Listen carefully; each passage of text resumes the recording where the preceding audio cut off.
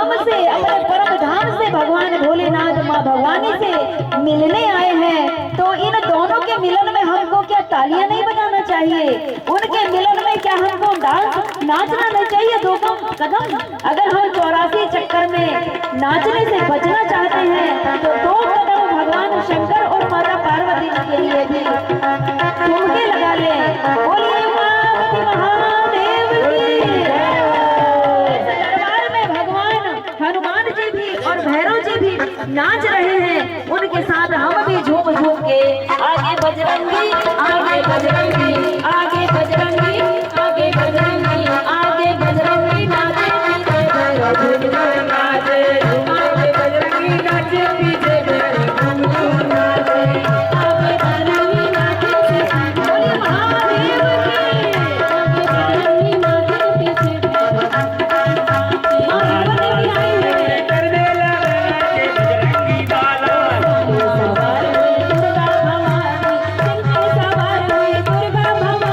दोनों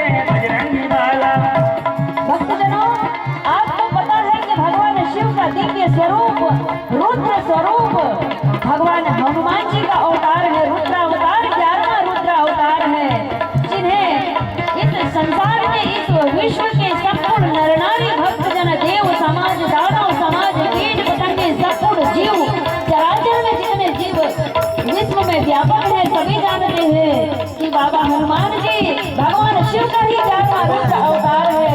आपकी नेत्र अभी भी खुल जानी चाहिए कि माँ भगवती का जहाँ दिव्य प्रसंग प्रारंभ है चल रहा है, भगवान स्वयं मिलने आ गए। बोलिए महारानी महादेव की जय हो।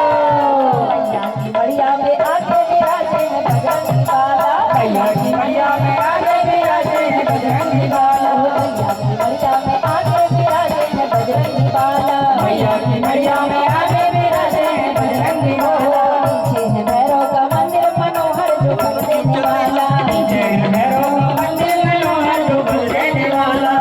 बसून जाए खाली आता बसून जाए। भैरव भी होते हैं तो वीर बड़े श्रेष्ठ है जीवन में, और भगवान ने उन्हें इस कंकाल में मृत्यु लोक में रखा हुआ है संसार की देख रेख के लिए।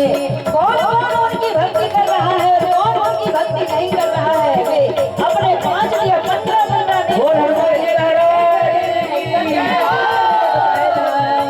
मैया की बढ़िया में आगे विराजे हैं बजरंगी बाला, मैया की मैया में आगे विराजे हैं बजरंगी बाला।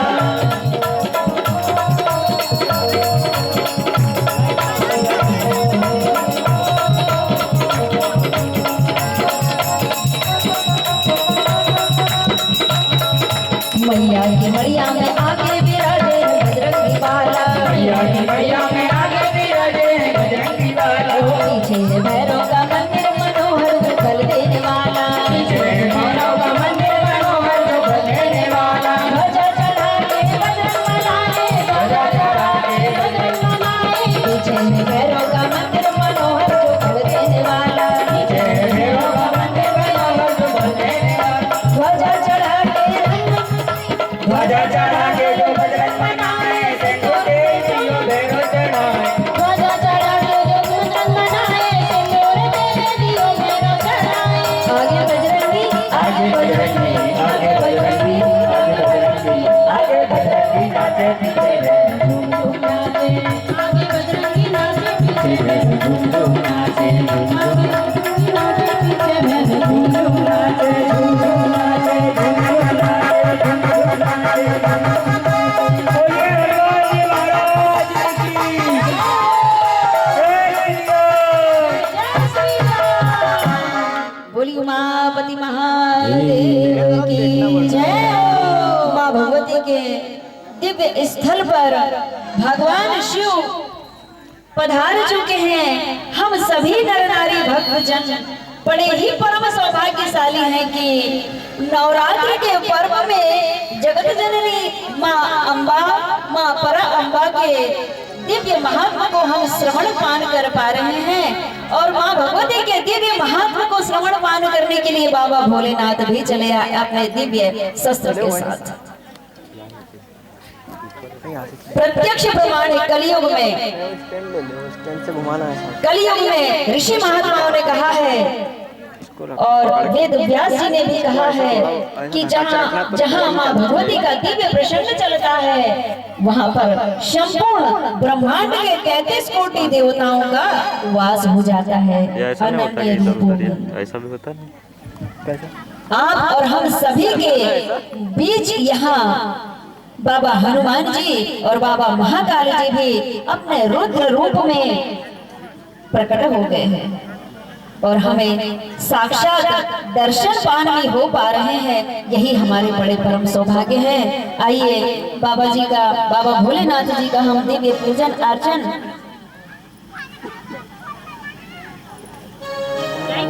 करते हैं। बेटा भगवान जी का पूजन करिए भोलेनाथ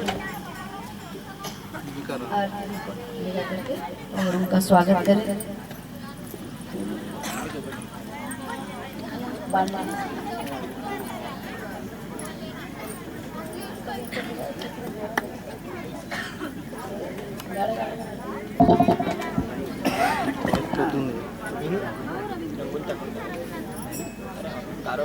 नहीं कहीं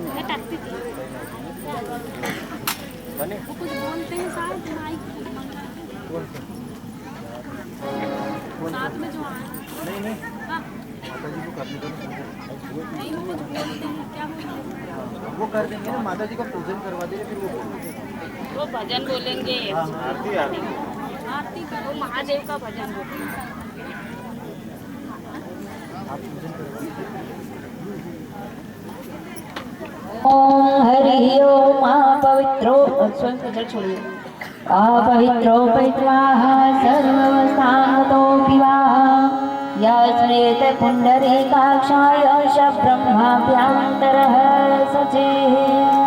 तिलक लगाइए।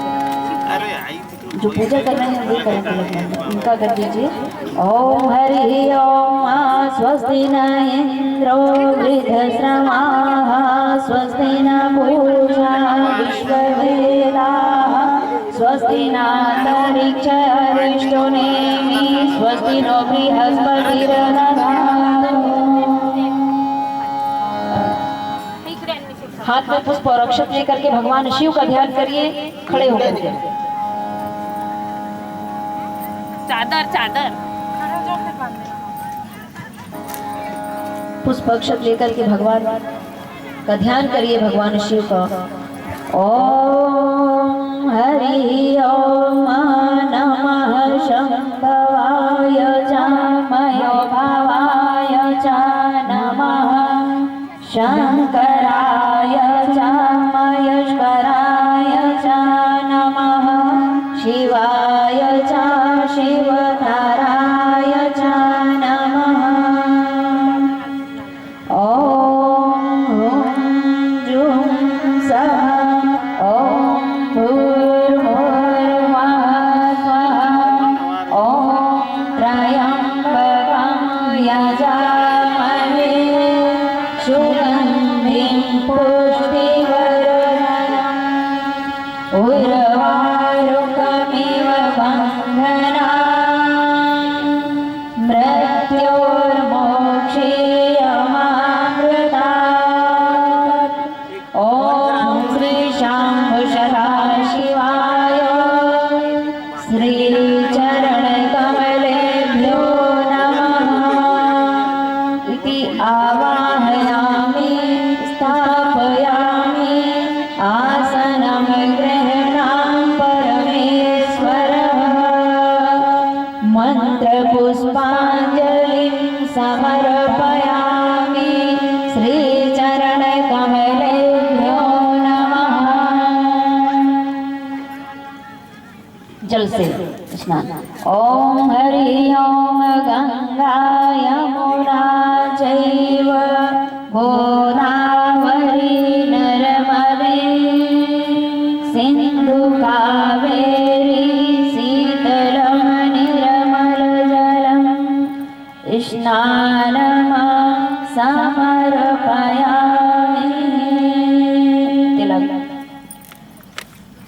हल्दी चंदनम अष्टगंधम गौरवचन तिलकम समर्पयामि श्री उमा महेश्वराय श्रीचरण कमलेभ्यो नमः।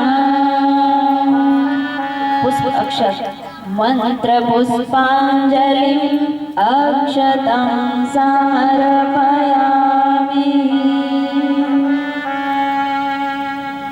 फल ये है ना, इसमें से ओम श्री शाम्ब सदाशिवाय नमः। श्रीफलं ऋतुफलं नैवेद्यं समर्पयामि। जल बनाइए। ओम गंगा यमुना चैव गोदावरी नर्मदे सिंधु कावेरी शीतलं निर्मलजलम् आचमनं समर्पयामि। इसके बाद दीपक भी जलाइए, धूप भी। ओम हरि ओम चंद्रमा मनसो जातः तक्षो सूर्यो अजायतः श्रोतादायुश्च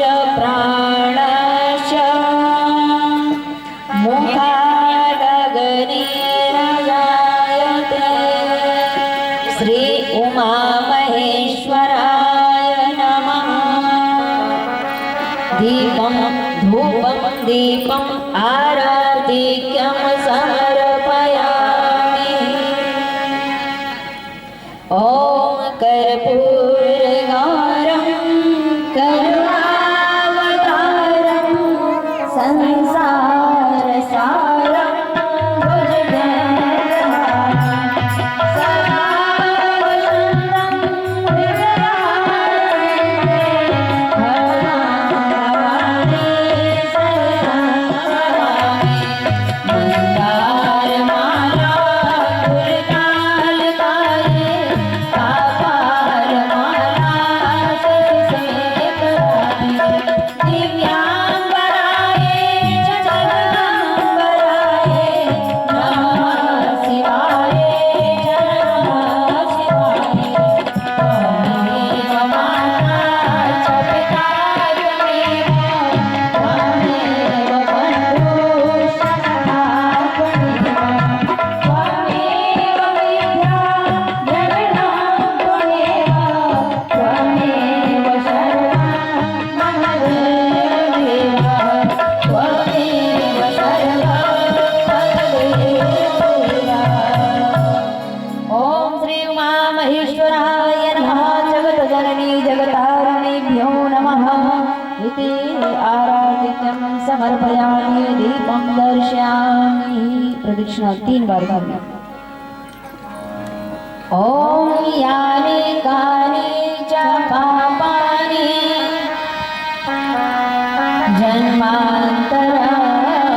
जन्मान्तराकृतानि च तानि तानि प्रणश्यन्ति प्रदक्षिणां पदे पदे। आरती में जल से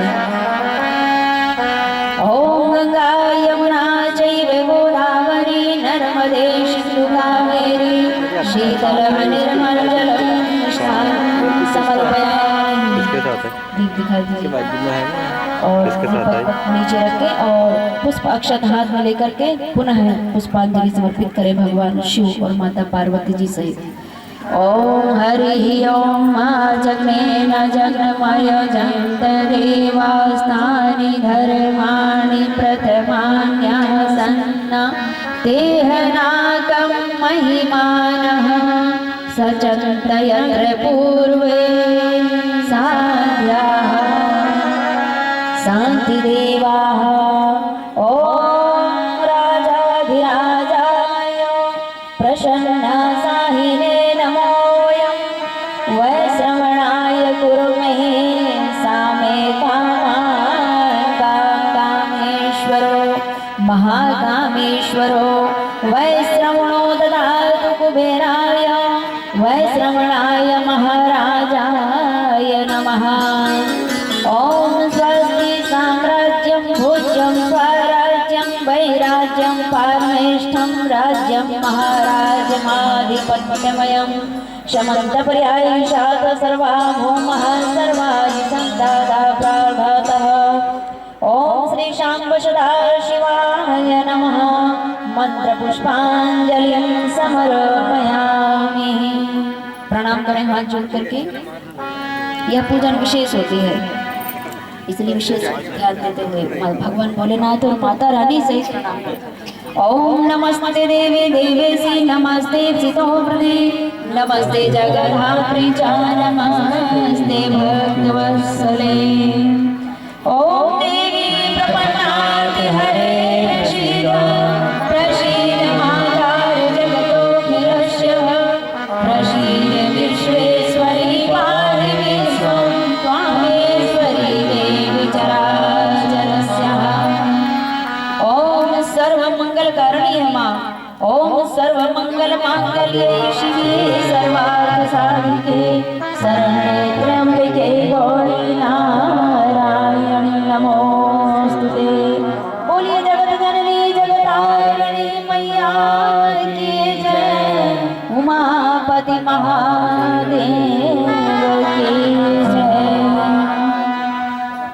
बैठ जाइए अपने स्थान पर।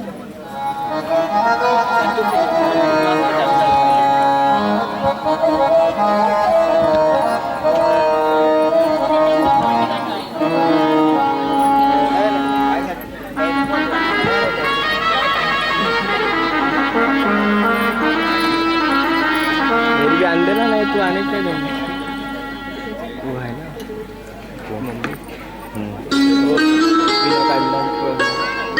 वो दोनों में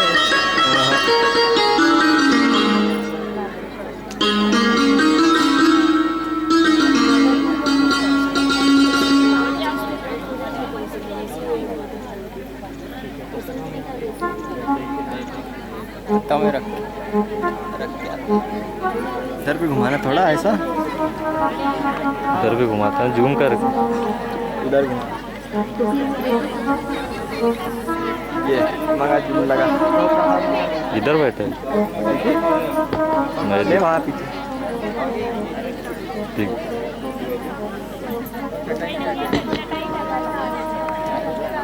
आज माँ भगवती देवी जगत जननी जगत तारिणी जगत अम्बा की दिव्य महिमाओं को सुनने का समय चल रहा है। आज माँ भगवती की कथा का तृतीय दिवस है और कहाँ लग करूं बखान माँ भगवती के दिव्य महिमाओं का वर्णन करने में समय भी कम पड़ रहा है। कथा तो पूर्ण नहीं हो पाएगी क्योंकि जीवन भर लग जाए अगर माँ भगवती की महिमाओं का वर्णन करते करते, लेकिन माँ भगवती की महिमा करुणामयी ममतामयी माँ की महिमा का वर्णन करने में आज तक किसी भी ऋषि मुनि संत महापुरुषों ने माँ भगवती की कथा को विराम नहीं दिया है, पूर्ण नहीं किया है। तीनों देवता भी मिलकर के माँ भगवती के दिव्य महिमाओं का पूर्ण वर्णन नहीं कर पाए हैं, तो हम तो साधारण से तिनके के समान उनके तिनके के समान भक्त हैं। जितना अपनी वाणी से सद्गुरु की कृपा से हमने जो ज्ञान पाया है, केवल उन्हीं की कृपा से अपनी वाणी से माँ भगवती का कुछ वर्णन कर पा रहे हैं। आज तृतीय दिवस है। माँ भगवती का तीसरे दिवस 3 दिन की कथाओं का संकल्प लिया था ग्राम हिवरा के सभी नर नारी भक्तजनों ने, और आज माँ भगवती की तृतीय दिवस की कथा का समापन है। आधा घंटे बाद 30 मिनट बाद माँ भगवती की कथा विश्राम के बाद दिव्य दशांश हवन का समय रखा गया है। संक्षेप में माँ भगवती की कथा को मैं श्रवण कराऊंगी। भगवान भोलेनाथ आए हैं। माँ की महिमा तो हमने 2 दिनों तक 2 दिवस तक इस व्यास पीठ द्वारा श्रवण पान किया है। आज भगवान भोलेनाथ की ऐसी कृपा हुई है कि इस यज्ञ को, ये यज्ञ नहीं, ये तो महायज्ञ है। इस महायज्ञ को पूर्ण बनाने के लिए महाकाली, महालक्ष्मी और महासरस्वती, ये तीनों महाशक्तियों को प्रणाम करने 3 दिवस की कथा में आज लास्ट दिवस यानी तीसरे दिन ही बाबा भोलेनाथ कथा व्यासपीठ में माँ भगवती के समक्ष आ पहुंचे।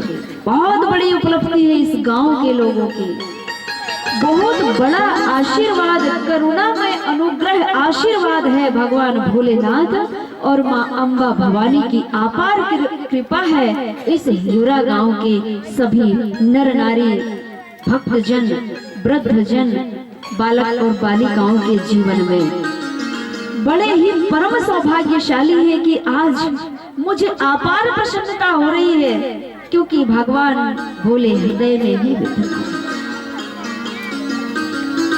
बड़ा सुंदर रहस्य मैं बताना नहीं छोड़ूंगी, भले समय का अभाव हो जाए। आज देखिए कथा के प्रथम दिवस में आपने सुना था कि माँ भगवती महाकाली और महालक्ष्मी और महा सरस्वती का दिव्य प्राकट्य को इस व्यास पीठ से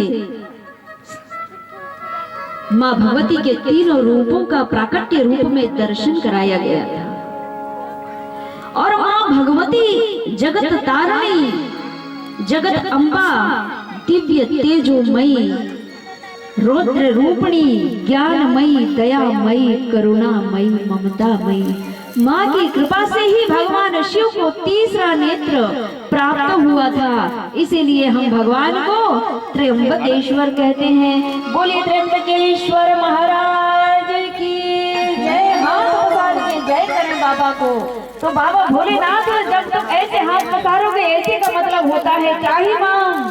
भगवान आप हमारे ग्राम हेवरा में पधार गए हैं, हमारे हृदय में पधार गए हैं, तो हम आपको त्राही माम होकर के, शरणागति होकर के, और हम आपसे करवध्य प्रार्थना करते हैं। हे भगवान, आप इस ग्राम में, हमारे हृदय में, हमारे मन मंदिर में आप विद्यमान हो गए हैं। हमारे सकल अपराधों को क्षमा करते हुए आप हमें अनुग्रह आशीर्वाद प्रदान करें। ऐसे करने का मतलब होता है त्राही माम, त्राही माम, त्राही माम। हमें इस कोरोना नामक महामारी से बचाइए। हमारे शरीर में जो कष्ट व्याप रहा है, हमारे पति, हमारी पत्नियां, हमारे पिता, हमारी माता, हमारे सास ससुर, हमारे पुत्र पुत्री आदि के जीवन में जो रोग व्याप्त हो रहा है, उस रोग से हमें मुक्त करिए। भगवान के श्री चरणों में संपूर्ण रोग को समर्पित करके निर्मल काया, सुंदर काया प्राप्त करना चाहते हो तो भगवान के श्री चरणों में ऐसा हाथ करके त्राही मांग करिए। और जिसको रोग रहित रहना है वो नीचे ही हाथ रखे। भगवान ने दो हाथ दिया है, अब नीचे रखोगे तुम्हारी गलती। अगर भगवान के श्री चरणों में ऐसा त्राही मांग हो जाओगे तो सारे रोगों से मुक्ति करा देंगे, सारे संकट से आपको मुक्त कर देंगे और अनुग्रह आशीर्वाद प्रदान करने आए हैं भगवान भोलेनाथ और माँ पार्वती जी, जगत अम्बा। तो उनके चरणों में ऐसा त्राही मांग करिए। माँ सभी बोलिए त्राही माँ, त्राही माँ, त्राही माम, त्राही माँ, त्राही माम, शरणागतम शंभु, त्राही माँ, त्राही माम, शरणागतम शरणागतम शंभु। हे माँ, हमारे सकल अपराधों को सकल अपराधों को क्षमा करिए। मुंह नहीं है, बोल भी नहीं पा रहे हैं। भगवान ने कितना सुंदर मुख दिया है। जब भगवान ने हमारे साथ कपट नहीं किया, छल नहीं किया, हम क्यों करते? हमें भगवान ने दो पैर दिए हैं, जैसा जैसा उनके साथ है वैसे वैसा हमें भी उन्होंने प्रदान किया है। क्योंकि भगवान के दो पैर है, ऐसे सब देखते हैं। दोनों दृष्टियों से हमारी जो माया रूपी दृष्टि है, ये जो दृष्टि हमें दिखाती है वो केवल माया है, छलावे को ही हम देख पाते हैं। और उस पारब्रह्म परमेश्वर को अगर हमें देखना होता है तो हमें भीतर की दृष्टि से देखना होता है। और वो भीतर की दृष्टि से कब देख पाओगे? जब आपको सच्चे सद्गुरु मिल जाएंगे। मिलता है सच्चा सुख केवल गुरुदेव तुम्हारे चरणों में। और मेरी विनती है पल छिन छिन की रहे ध्यान तुम्हारे चरणों में। जब सद्गुरु की शरण में हम जाते हैं तब सद्गुरु की कृपा से ही हम उस दिव्य दृष्टि को जागृत करते हैं, दिव्य दृष्टि को प्राप्त करते हैं। और उस दिव्य दृष्टि को प्राप्त कर लेने के बाद हम भगवान के दर्शन, जगत जननी, जगतारिणी, जगत अम्बा, पर अम्बा भवानी के हम दर्शन करते हैं। बोलिए अम्बा भवानी मात की जय, उमापति महादेव की जय। भगवान के दो पैर हैं जिन्हें हम दोनों दृष्टि से देख रहे हैं, चाहे मूर्ति स्वरूप में ही क्यों ना हो। भगवान तो पत्थर में भी होते हैं, प्रत्यक्ष भी होते हैं और अप्रत्यक्ष भी होते हैं। वे सभी तरफ से चलते हैं और सभी तरफ से देखते हैं। हमारी जगत अम्बा, जगत तारिणी, त्रिनेत्रधारी मैया जी भी है और त्रिनेत्रधारी भगवान शिव भी है। बोलिए उमापति महादेव की जय हो। तो भगवान ने जैसे स्वयं के दो पैर हैं वैसे हमको भी दिया है और फिर भी हम उनके दर्शन करने मंडप में नहीं आ पा रहे, देर लगा रहे हैं। भगवान ने हमको दोनों हाथ दिया है, किसी को मारने के लिए नहीं दिया है, दो पैर दिया है, गलत राह पर चलने के लिए नहीं दिया है। ये भगवान के दिव्य तीर्थों के दर्शन करिए, प्रयाग के दर्शन करिए, बाबा त्र्यंबकेश्वर के दर्शन करिए, महाकाल के दर्शन करिए, 12 ज्योतिर्लिंग के दर्शन करिए। भगवान ने जहाँ जहाँ अपनी दिव्य लीलाएं करी है उन स्थानों के दर्शन करिए और पैदल चल करके इन पैरों से भगवान के मंदिर के दर्शन करिए कि वाह भगवान क्या सुंदर दिव्य छटा है, आपके मंदिर की दिव्य महिमा है। भगवान ने पैर इसीलिए दिया है और भगवान ने ये दोनों हाथ हमें इसीलिए दिया है कि कम से कम बाजा गाजा नहीं मिल पाता तुरंत में तो ताली बजा करके तो कम से कम जय जयकार कर सकते हैं। तालियों से तो स्वागत करिए बाबा का। इसीलिए जय बाबा खुश हो गए, माता रानी भी खुश हो गई कि माता जी के लिए बजा दो, माता शक्ति माता जी के लिए बजाओगे ना तो माता जी आपको इतनी शक्ति दे देंगी।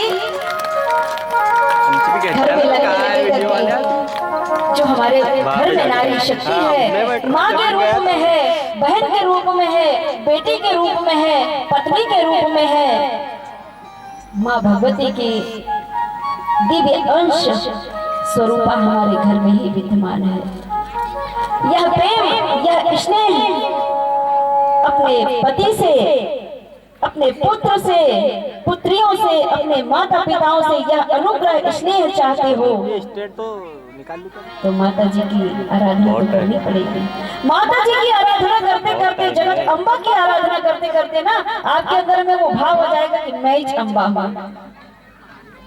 तो आपके घर में जो पुरुष वर्ग रहते हैं उनके घर में भी यह भाव हो जाएगा कि मैं भी ईश्वर का अंश हूँ तो मेरे भीतर में ईश्वर के गुण होने चाहिए और आपके अंदर ईश्वर के गुण विद्यमान है। इस विषय को जानने के लिए संतों की शरण लेनी होती है, वे आपको बता देते हैं आप किस प्रकार शक्ति का स्वरूप है, आपको सद्गुरु गुरु माता समझा देती है। इसीलिए हमें गुरु परंपरा को धारण करना पड़ता है, गुरु शरण जानी पड़ती है। पुरुष वर्ग गुरुदेव के द्वारा अपने जीवन का उद्धार, अपने जीवन को कृतार्थमय, अपने जीवन को धन्य बनाने के लिए ऋषि मुनियों की संगति करके और अपने इस जीवन को धन्य धन्य बनाने का प्रयास कर लेते हैं। किंतु माताएं तो बंधन में हमेशा रही है, माताओं को कभी बंधन से मुक्ति नहीं मिली है। माताएं इसमें तो समझ में नहीं आता है। जन्म होते ही माता पिता के बंधन में रहती है।